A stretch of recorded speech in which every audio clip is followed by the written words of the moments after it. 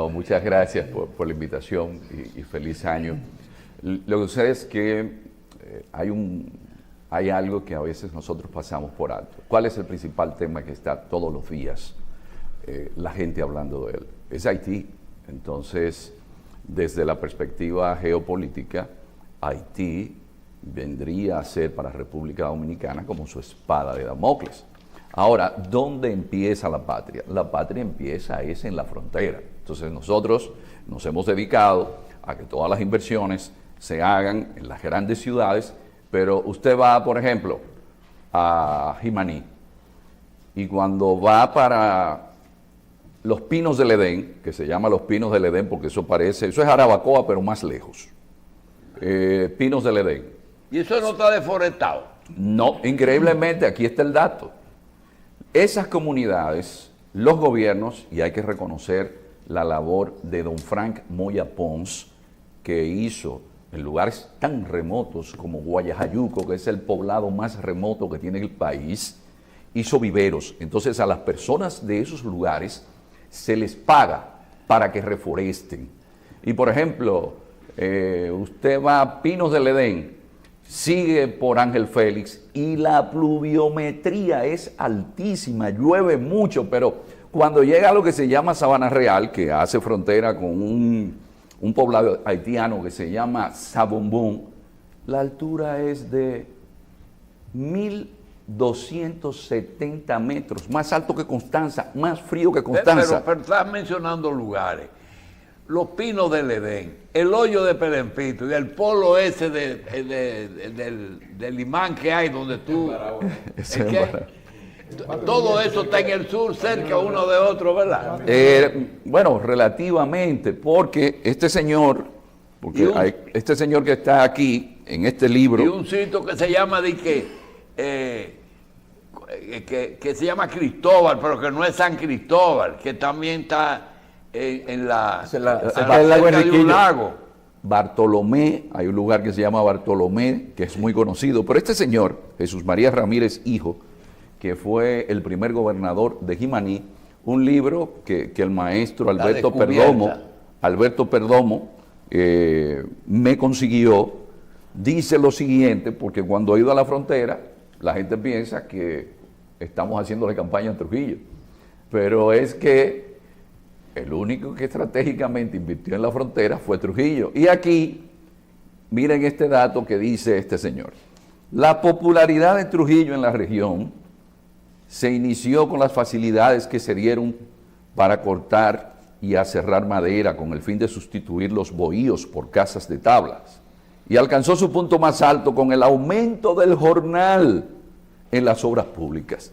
Hay una comunidad que se llama Fondo Grande, donde las personas de Fondo Grande, eso es después de Loma de Cabrera, cerca de Capotillo, son de Puerto Plata, pero a esas personas se les instalaron allí, pero también se les daba comida, se les daba un subsidio. O una sorpresa, restauración, hay banda de música y se mantiene una cohesión social. Sí, incluso hay una banda de música en restauración de niños, es de niños. O por ejemplo, Río Limpio, que está ubicado en la provincia de Elías Piña y que hay que entrar por Dajabón. En Río Limpio está el único bachillerato de nuestro país donde los jóvenes terminan el bachillerato en agricultura ecológica, y de ahí de Río Limpio están mandando directamente a Alemania porque son los alemanes que lo apoyan en este país. Mira, yo te voy a decir algo. Ese son como 10 programas que tenemos. Como estás ahí en Río Limpio, en Dajabón, en Jimaní, el vecino país, ¿tú crees que se puede hacer algo ahí? La diferencia es abismal. Ver la diferencia, por ejemplo, cuando se cruza por Tilorí, en la misma frontera ya se ve la diferencia. En la frontera, y usted ve los niños haitianos que salen en manadas, una gran cantidad de niños, porque las haitianas tienen 5 niños promedio. Entonces usted ve que no hay electricidad, que no hay tampoco servicio de alcantarillado, de agua, pero un dato interesante, y el dominicano desconoce esto: no importa que un haitiano sea egresado de la Sorbona o de Harvard, el vudú forma parte de la mentalidad, del temor que hay porque yendo por Tilorí, me dice... Ellos no dejan su vudú. No, me dice alguien que mire, por aquí nos encontramos con un bacá. Yo que soy de Batey, yo sé lo que es un bacá, pero me sorprendió que hasta los dominicanos creen que es verdad que hay bacás. Sí, porque hay influencia de ahí muchísima. Pero la realidad, y es bueno observarlo, hay muchachos ahí que hablan mandarín. Por ejemplo, en Fondo Grande hay un muchacho que el doctor Shea lo tenía como asistente, que es el padre del arroz aquí, el arroz Juma. Y ese muchacho es de Fondo Grande. Hay otro joven más en Fondo Grande que le ofrecieron empleo hasta en Estados Unidos. Esa comunidad hizo su propio acueducto, hizo su propia hidroeléctrica. No permiten bancas de apuesta. Hicieron su propia iglesia, pero lo que necesitan es simplemente que le hagan, que le asfalten el caminito, porque ellos hicieron el camino vecinal. Entonces, ¿qué sucede? Que nosotros hablamos de Haití, pero donde empieza la patria, los dominicanos, nosotros estamos siendo mezquinos con ellos, porque ellos son los centinelas de la frontera. ¿Y quién es el gobierno en ese sitio? Bueno, por ahí yo le puedo decir que hay comunidades que ya no hay dominicanos. ¿Que no hay? Dominicanos. Pero, por ejemplo, en donde no hay apuestas. Eso es Fondo Grande. Fondo Grande. ¿Pero quién dirige eso ahí? No, lo que pasa es que los jesuitas, y aquí la cohesión religiosa, hicieron un trabajo de primera. Uno de los mejores colegios que tiene el país está en Dajabón, que es el Colegio Loyola de Dajabón. Es más, como llegó una comunidad japonesa en el año 1956, Trujillo trajo una migración japonesa aquí al país, la instaló en La Vigía, y esa gente de ahí mandan, los niños tienen clases de japonés en La Vigía, y el dominicano no sabe eso. Sí. Y de Dajabón se van directo a Japón. De ahí es el general que es de turismo. Matsunaga. Matsunaga es de esa comunidad. Entonces, es prestarle atención. Si Río Limpio necesita que le asfalten la carretera, vamos a asfaltársela, porque si perdemos la población que reside en la frontera, si los jóvenes no tienen esperanza de un mejor futuro, yo creo que seríamos irresponsables como sociedad.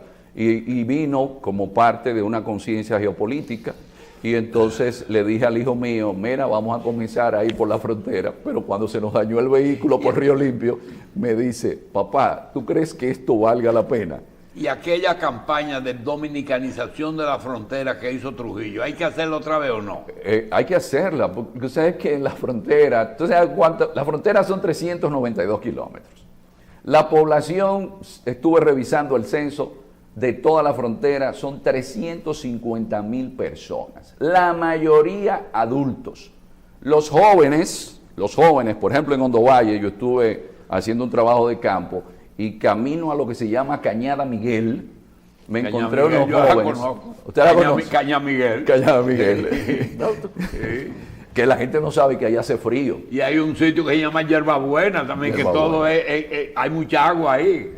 Hay agua. Hondo Valle es más frío que Jarabacoa. Sí, señor. Y después de Hondo Valle hay un sitio que se llama la 204, que a la 1 de la tarde la temperatura está en 17 grados. Entonces, los muchachos, ¿qué dicen? Aquí no hay empleo. Esos muchachos no tienen esperanza. Entonces, las escuelas de música que Trujillo instaló en la zona, la mayoría se han ido perdiendo porque los ayuntamientos ya no las mantienen.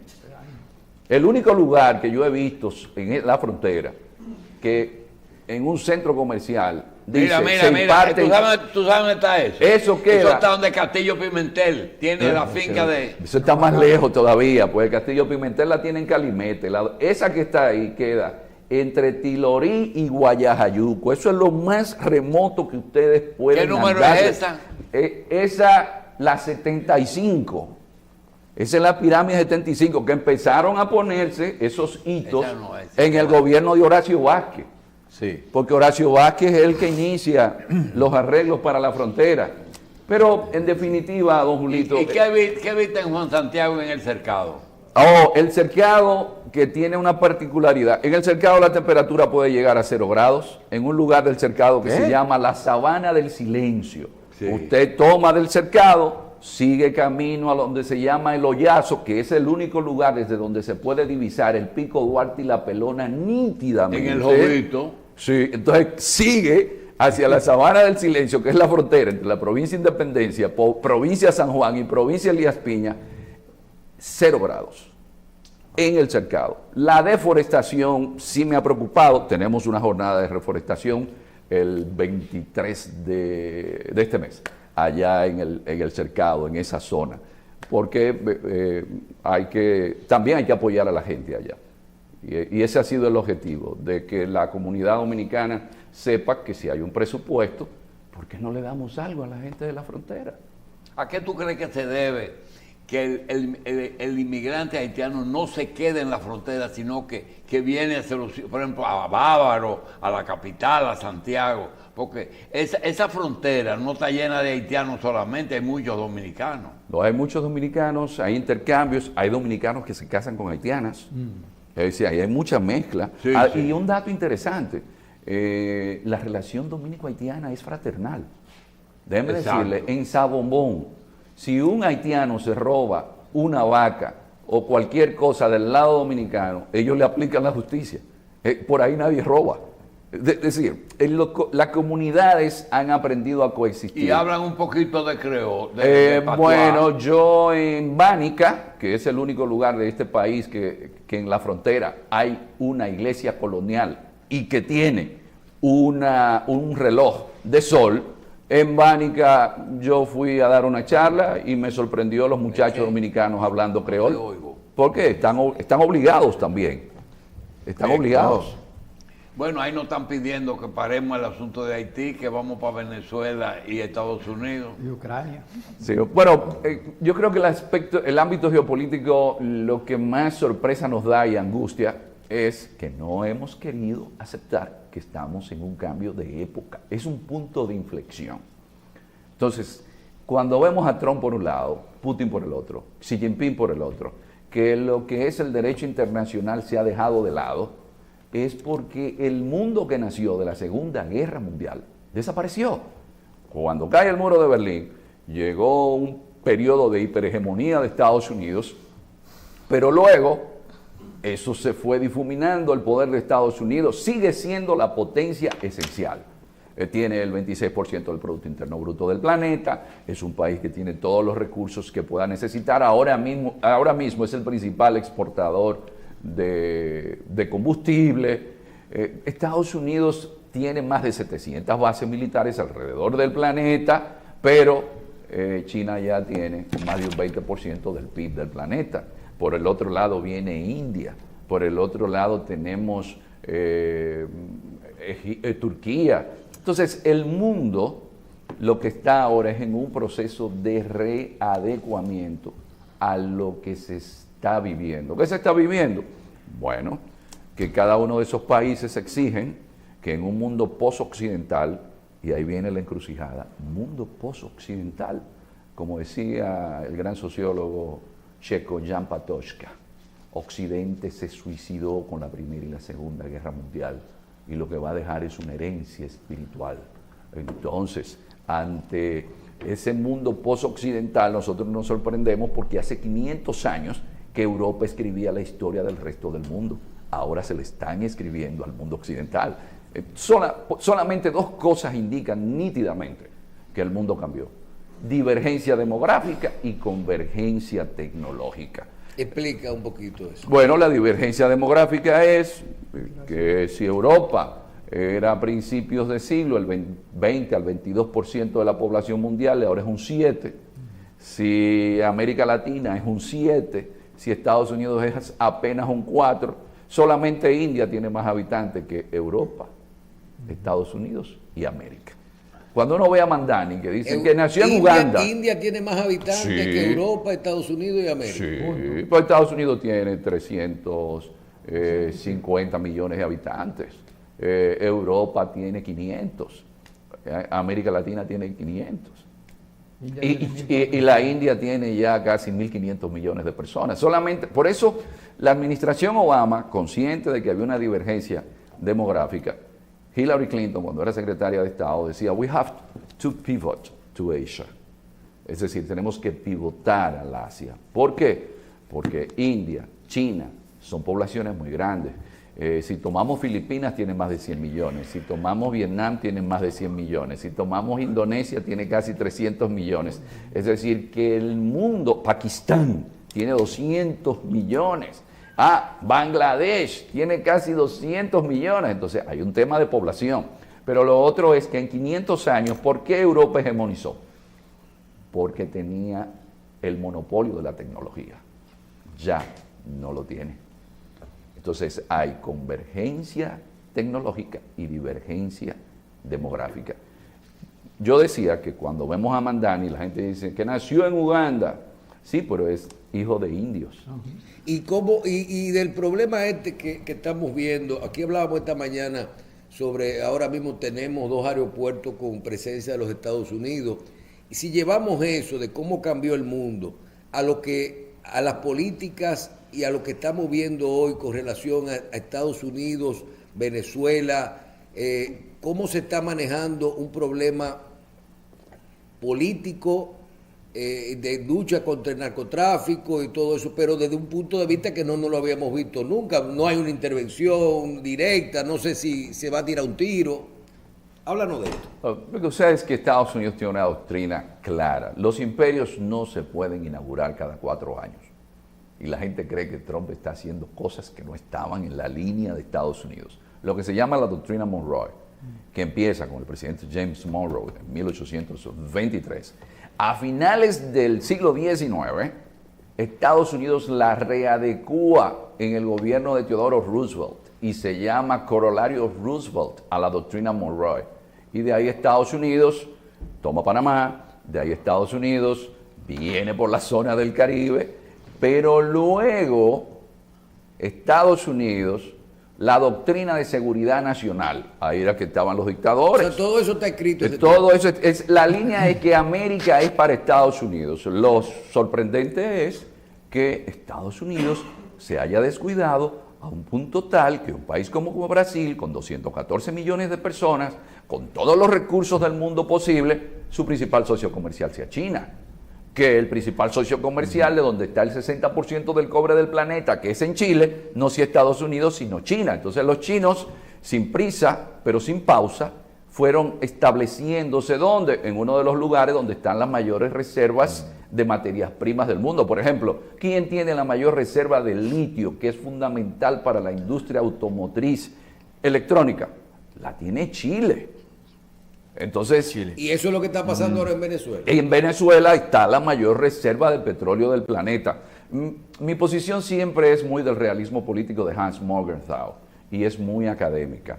Estados Unidos no va a dejar que donde está la mayor reserva de petróleo del planeta, pero un país de más de 900.000 kilómetros cuadrados, que hay de todo, ahí hay oro, todo lo que usted quiere usted lo encuentra en Venezuela. Tierra rara ahora. De todo, Venezuela es un país inmenso. Entonces Estados Unidos, ¿qué dice? Pero yo aquí tengo que participar, pero no es porque Trump quiera, es porque hay una doctrina Monroe que dice, miren, lo que esté en América es para Estados Unidos. Henry Kissinger, cuando ganó Allende, dijo, hay que derrocarlo. ¿Por qué? Porque es enemigo nuestro. Y si no podemos ser imperio en América Latina, no lo vamos a hacer en otra parte del mundo. El narcotráfico, bueno, todos sabemos que la mayor parte de la droga que llega a Estados Unidos no es por el Caribe, es por el Pacífico. Y Venezuela no tiene costa en el Pacífico. El país que tiene costa en el Pacífico es Colombia. Sí. No quiero, pero Iván, perdón, no quiero que te vayas, porque nos están llamando que el 23 hay una reforestación en el cercado. En el cercado, sí, pues en las mira, montañas. Ahí te están llamando los de Olio, los Monteros, los Encarnación, los Arbaje. Pues Celín Arbaje es el coordinador. Del Palacio, sino Arbaje de Arbaje Tour, que van todo el mundo para allá. Celín Arbaje es el coordinador que vive allá en el cercado. Sí. Sí.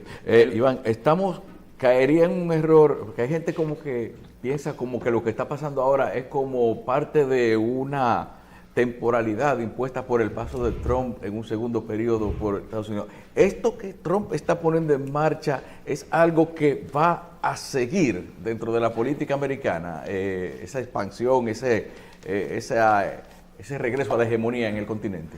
Lo que pasa es que el poder de Estados Unidos se ha visto disputado, está siendo disputado por China, que es su principal némesis.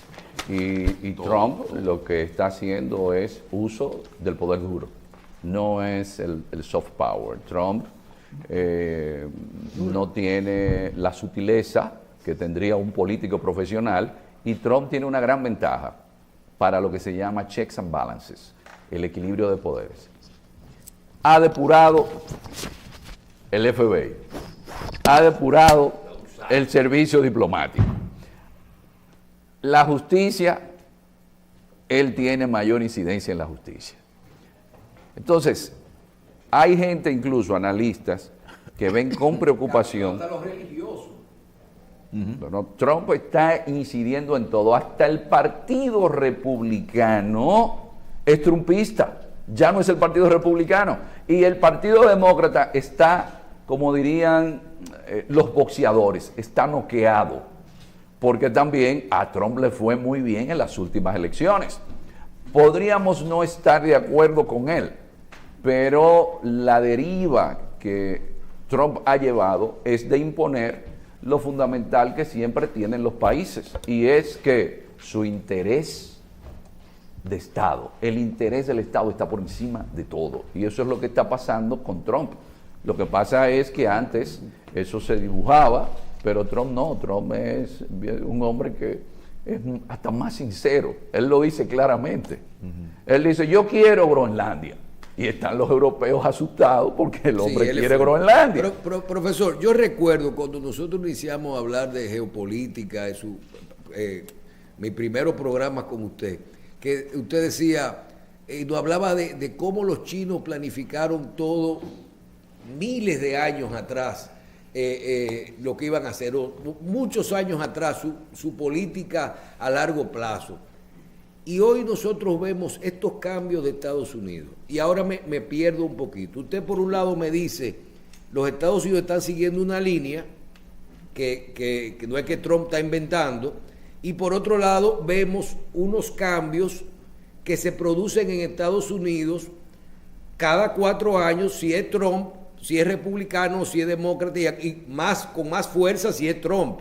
Por ejemplo, escuché ese discurso de la embajadora en la Cámara de Comercio, y lo hemos mencionado varias veces, y en un solo discurso no solo decir lo que vamos a hacer, sino por quién hizo lo que se hizo y por qué lo hizo. O sea, en la administración pasada. ¿Usted no teme a que esos cambios cada 4 o 6 años de gobierno, si hay cambio de partido, hagan que las cosas no le salgan bien a Estados Unidos? A lo que apuestan desde el Asia, y estuve leyendo un informe ahí de un centro de pensamiento donde decía que ellos apuestan a que en Estados Unidos hay una fragmentación. Demócratas y republicanos tienen posiciones irreconciliables. Y todo vino más, y Trump es fruto de esto, por un elemento que nosotros pasamos por alto, y es el elemento cultural. ¿Qué es una civilización? Una civilización es una familia cultural. Y eso te lo indica tu alfabeto, eso te lo indica lo fundamental para una civilización, la religión. Entonces tú echas de lado todos esos valores. ¿Qué va a pasar? La historia demuestra que cuando se tienen las tradiciones, las costumbres, usted desaparece. Ejemplo, el pueblo judío, usted que me mencionaba a Esther, sí, la sobrina de Mardoqueo, que fue reina de Irán, pero que era judía, y fue por la cual desde la Biblia se dice que se permitió que los judíos volvieran a donde estuvo Jerusalén. ¿Qué mantuvo a los judíos desde los tiempos de Nabucodonosor en el 587 o desde los tiempos de los asirios en el 722, que han estado errantes por el mundo? Fue el Shabbat, fue el Rosh Hashanah, fue el Yom Kippur. Entonces nosotros aquí en el mundo occidental, que por eso Trump, usted lo ve que es cristiano ahora, estamos jugando a ser vegetarianos en un mundo de carnívoros. Esa religión te va a marcar la pauta y te va a cambiar todo el modelo. Yo estuve en Suecia presentando el cómic. Y yo me sorprendí. Hay zonas de Suecia que la cantidad de musulmanes a mí me sorprendió. Entonces, cuando usted lo mira de cara a futuro, usted dice, pero en Reino Unido, en Londres, el alcalde es musulmán. Y usted, ¿y qué pasó? Que desde el siglo XX la religión que más fue creciendo fue el Islam. Entonces, Trump aprovechó esos elementos. Se dio cuenta que había una lucha sobre todo cultural. Porque ¿qué es la cultura? La cultura es como para la computadora el programa. Porque la cultura te habla de las leyes. La cultura te habla de las tradiciones morales. Pero si tú estás dispuesto a que todo es relativo, ¿qué te va a pasar?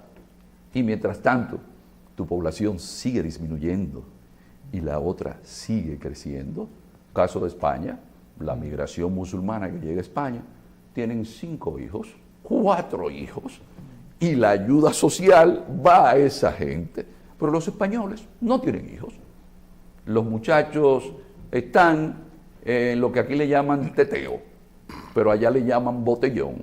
Mientras ustedes siguen disfrutando de una vida hedonista, porque el problema del mundo occidental es que perdió el referente de los valores que le permitieron por 500 años hegemonizar. Por eso Trump se convierte al cristianismo, y lo vimos este fin de semana, en el Año Nuevo. Llevó a una pintora para que dibujara la imagen de Cristo y subastarla ahí mismo. Es decir, Trump siempre estuvo claro que el problema que había en Estados Unidos, la fragmentación, tuvo que ver con la agenda woke, esa agenda de promoción, LGTB, porque si eso siempre ha existido, pero un asunto que lo quieran imponer como lo normal. Profesor, Estados Unidos es un imperio, pero en el siglo pasado se sustentó sobre la multiculturalidad. Usted me dice, una civilización, una cultura, una etnia, pero Estados Unidos se sustentó, los latinoamericanos son católicos, la cantidad de musulmanes es inmensa, la cantidad de hindúes es inmensa, de orientales, de China. O sea, se sustentó sobre la multiculturalidad. Parece que el gobierno de Trump quiere descohesionar ese imperio. ¿Usted cree que pueda tener éxito descohesionándolo? Usted dijo ahorita que hay situaciones irreconciliables entre republicanos y demócratas, pero los demócratas no son 10 personas, es la mitad del país. Lo que sucede es que el multiculturalismo, cuando la demografía no te amenaza, no hay problema con el multiculturalismo. Pero son minoría ahora mismo. Porque si yo soy de San Juan de la Maguana y como chenchen, y de postre como chacá, y lo que residimos en un sector, el 80% somos de San Juan, aunque usted sea de aquí de la capital, terminará un día comiendo chacá y comiendo chenchen. La divergencia demográfica ha traído un problema con el multiculturalismo, porque si el Islam tiene tantos habitantes, pero donde se instala, impone sus tradiciones en el ambiente, después usted va a ser desplazado. En Estados Unidos, la población blanca ha ido siendo desplazada, pero no por los musulmanes, sino por nosotros. Ya Samuel Huntington había identificado esto. Esto no es un tema de Trump. Samuel Huntington en los 90, ya él estaba hablando de choque de civilizaciones, pero también hablaba de cómo los hispanos estaban creciendo dentro del territorio americano. Es más, él decía que toda esa migración iba a ser para el imperio estadounidense lo que fueron los bárbaros para Roma.